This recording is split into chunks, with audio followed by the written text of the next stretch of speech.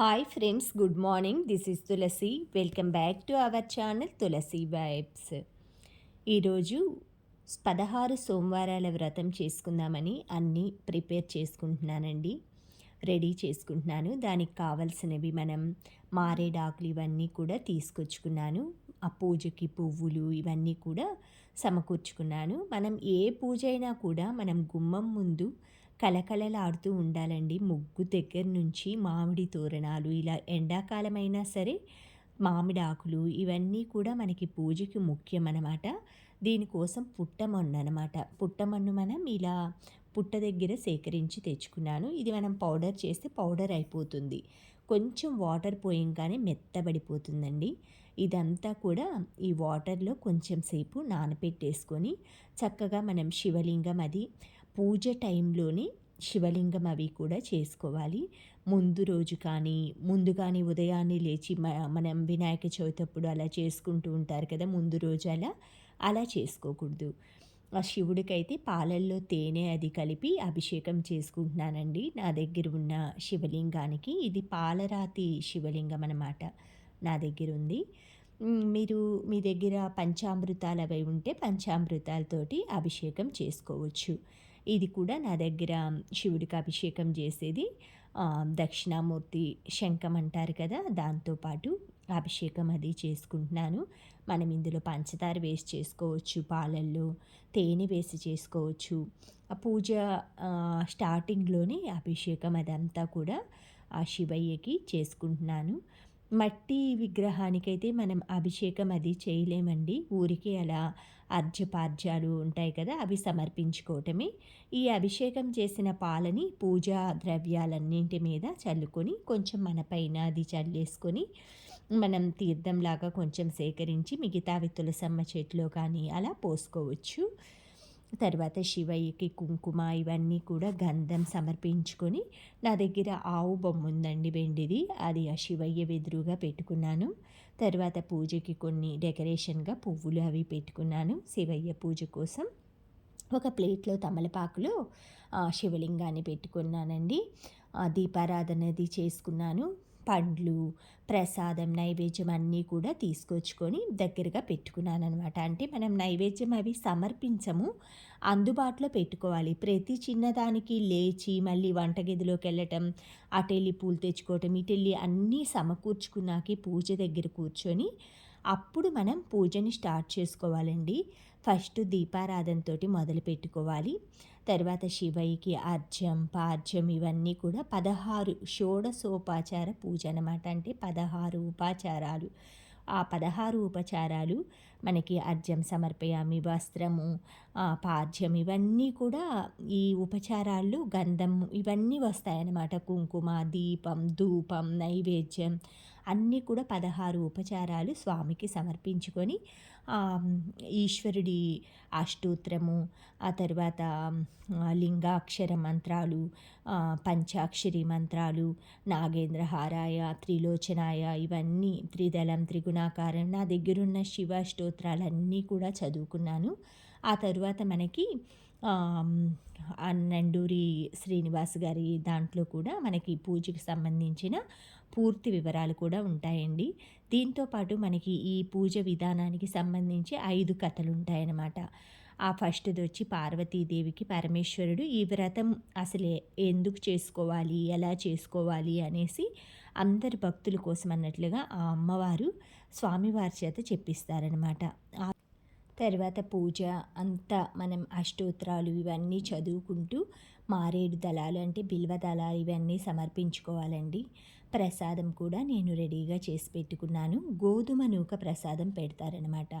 మనం అన్నవరం సత్యనారాయణ స్వామి ప్రసాదం ఉంటుంది కదా, అలా ప్రసాదం చేసి పెట్టుకుంటారు. ఈ పూజకి ఉదయాన్నే లేచి మన ఇల్లు పరిసరాలన్నీ శుభ్రపరచుకొని తలస్నానం చేసుకోవాలి. ఉపవాసం చేయాలి. పూజ అయిపోయే వరకు ఏమీ తీసుకోకూడదు. పూజ అయిపోయిన తర్వాత ఆ పూజ ప్రసాదం ఉంటుంది కదా, ఆ ప్రసాదాన్ని 3 భాగాలుగా చేసుకోవాలి.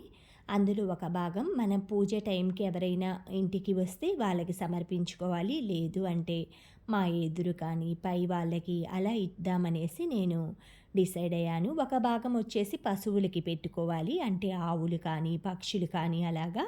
ఇంకొక భాగం వచ్చేసి మనం తీసుకోవాలి. అంటే ఇంట్లో మన ఫ్యామిలీ మెంబర్స్ తీసుకోవాలన్నమాట ఈ గోధుమ నూక ప్రసాదం. ఇదంతా అయిపోయిన తర్వాత మనం స్వామివారికి ఓంకారపూరితం దేవమయ భక్త్యా సమర్పితం పార్వతీప్రియ దేవేశా గృహనాట్యం నమోస్తుతే సదాశివాయ నమః ప్రథమార్ధ్యం సమర్పించుకోవాలి. తర్వాత జన్మ జన్మార్చితం పాపం పాపం ఉచ్చార్చితం మమ తత్సర్వం క్షమితే దేవా గృహనాట్యం నమోస్తుతే ద్వితీయార్ధ్యం సమర్పయామి. తర్వాత మృగనాభి సమాయుక్తం కదలీ సంభవాన్వితం గృహాన పార్వతీనాథ మర్ధాతాద్యం నమోస్తుతే తృతీయార్థం సమర్పయామి. ఇలా 3 సార్లు అర్ఘ్యం సమర్పించుకోవాలి. పూజ అంతా అయిపోగానే అప్పుడు మన పూజ అంతా కంప్లీట్ అయిపోతుంది. తర్వాత మనం మీ దగ్గర బుక్ ఉంటే ఈ 5 కథలు అవి చదువుకోవచ్చు. లేదు అంటే మనం వీడియోస్ పీడిఎఫ్లో కూడా మనకి దొరుకుతాయండి యూట్యూబ్స్లో. అవి పెట్టుకొని చక్కగా కథ అంతా వినేసుకొని మనం ఆ ప్రసాదం అంతా కూడా వేరే వాళ్ళకి అలా పశువులకి సమర్పించిన తర్వాత మనం పూజ చేసిన వాళ్ళం అలా తీసుకోవాలి. ఈ పూజ చేసిన రోజు మనమంతా శివనామ స్మరణలో ఉండాలి. తలతో దువ్వెన పెట్టి తల దువ్వకూడదు. బ్రహ్మచర్యం పాటించాలి. ఉపవాసం ఉండాలి. పరుషంగా ఎవరిని దూషించకూడదు. గట్టిగా మాట్లాడకూడదు. మన పని మనం దైవనామ స్మరణతో మన ఇల్లంతా కూడా మారుమ్రోగుతూ ఉండాలి. ఏదైనా మీరు మనసులో మనం కోరుకొని ఈ పూజ అలా చేసుకోవచ్చు. తప్పక ఆ శివుడు అనుగ్రహం లేనిది చీమైనా కుట్టదు అంటారు కదా. ఆ శివుడికి తెలుసు మనకేం కావాలి అనేది. మనం కోరుకున్నా కోరుకోకపోయినా ఆయనకి ఎప్పుడు ఇవ్వాలనిపిస్తుందో అప్పుడు ఇస్తారనమాట. పూజ అయిపోగానే శివలింగాన్ని కొంచెం కదిపి యథాస్థానంలో పెట్టి తరువాత రోజు కొంచెం మనం వాటర్లో మునిగేంత వరకు శివలింగాన్ని ఉంచి నిమజ్జనం చేసుకొని తరువాత మనం తులసమ్మ చెట్లో దాన్ని పోసేసుకోవాలి. పూజ అంతా కూడా ప్రశాంతంగా ఏసీ వేసుకొని చేసుకున్నాను. తర్వాత ఇది మేము గోల్డ్ షాప్కి వెళ్ళామండి. నా స్కీమ్ అది దాని గురించి ఇది వచ్చేసి వాళ్ళు ఇచ్చారనమాట కాంప్లిమెంట్ మాకు. గోల్డ్ స్కీమ్ దాని గురించి వెళ్ళామన్నమాట. ఇది షాప్ వాళ్ళు యానివర్సరీ గిఫ్ట్ అలాగా ఇస్తున్నారనమాట. అది ఇచ్చారు. ఇది వచ్చేసి సోప్ అనమాట. మనం ఇది సిలికాన్ స్క్రబ్బర్ తీసుకొచ్చుకొని దాంతో మనం బాడీ వాష్ చేసుకోవచ్చు. ఈ సోపు డైరెక్ట్గా కాకుండా తర్వాత హ్యాండ్ వాష్ అంటే మనం హ్యాండ్స్ని అలా వాష్ చేసుకోవటానికి హ్యాండ్ క్రీమ్ అంటారు కదా. వాష్ చేసుకున్న తర్వాత క్రీమ్ అప్లై చేసేసుకుంటే మనకి ఎండాకాలం మాయిశ్చరైజర్గా డీహైడ్రేట్ అవ్వకుండా, అంటే డీహైడ్రేట్ ఎక్కువగా అయిపోయి ఫింగర్స్ అన్నీ కూడా పగుళ్ళు అలా వస్తాయి కదా, అలా కాకుండా ఉంటాయి. ఇది కూడా బాడీ లోషన్ అనమాట. మనం మాయిశ్చరైజర్ లాగా యూస్ చేసుకోవచ్చు night time or morning time ఎప్పుడైనా. ఇది వచ్చేసి మనకి బాడీ వాష్ అనమాట. దీనికి బాడీ వాష్ అనే కాకుండా మనం బయటికి వెళ్ళి రాగానే ఎండాకాలం కొంచెం క్రీమ్ వేసుకొని వాష్ చేసేసుకోవచ్చు షింక్ దగ్గర పెట్టుకొని. ఫేస్ అంతా కూడా మనకి డర్ట్ పార్టికల్స్ అవి ఫామ్ అవ్వకుండా ఉంటాయి. ఇది బాగా యూజ్ అయ్యేలా అనిపించింది సమ్మర్లో. సమ్మర్ కదండి, ఎండకి పప్పులు కూడా ఆరిపెట్టేసాను మిద్ది పైన. మినప్పప్పు కందిపప్పు ఎక్కువ క్వాంటిటీ పడతాయి కాబట్టి ఇయర్లీ వన్స్ కొనేసి ఎండాకాలం బాగా ఇలా మిద్ది పైన ఆరిపెట్టి స్టోర్ చేసుకుంటాను. అప్పుడు మనకి మంత్లీ పడే ప్రొవిజన్స్ ఖర్చు తగ్గుతుందనమాట. రాజ్మా కర్రీ వండుతున్నానండి. ఈలోపు టమాటాలు అయిపోయాయి. సమయానికి గుర్తొచ్చింది మన చెట్టుకు 2 టమాటాలు ఉన్నాయని.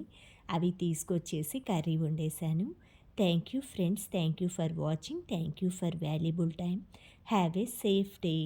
ఎండకి అందరూ కూడా జాగ్రత్తగా ఉండి తగిన జాగ్రత్తలు తీసుకొని ఎండలోకి వెళ్ళండి. ఎక్కువగా డీహైడ్రేట్ అవ్వకుండా వాటర్ తీసుకోండి, మజ్జిగ తీసుకోండి. 10 లోపే ఏవైనా పనులుంటే చూసుకోండి. సాయంత్రం 4 తర్వాత 5 తర్వాత బయటికి వెళ్ళండి. ముఖ్యంగా చిన్నపిల్లలు, వృద్ధులు చాలా జాగ్రత్తలు తీసుకోండి. ఎందుకంటే ఈ సంవత్సరం ఎండలు బాగా ఉంటాయంట. ఎప్పుడు వెళ్ళినా వాటర్ బాటిల్ మనతో పాటు తీసుకోండి. ఇంట్లో వాళ్ళకు కూడా మంచి ఫుడ్, పౌష్టికాహారం ఇచ్చి బయటికి పంపండి. జాబ్ చేసే వాళ్ళకి ఇలా ఎండాకాలం అందరూ కూడా ఆరోగ్యంగా ఆనందంగా ఉండాలని కోరుకుంటున్నాను.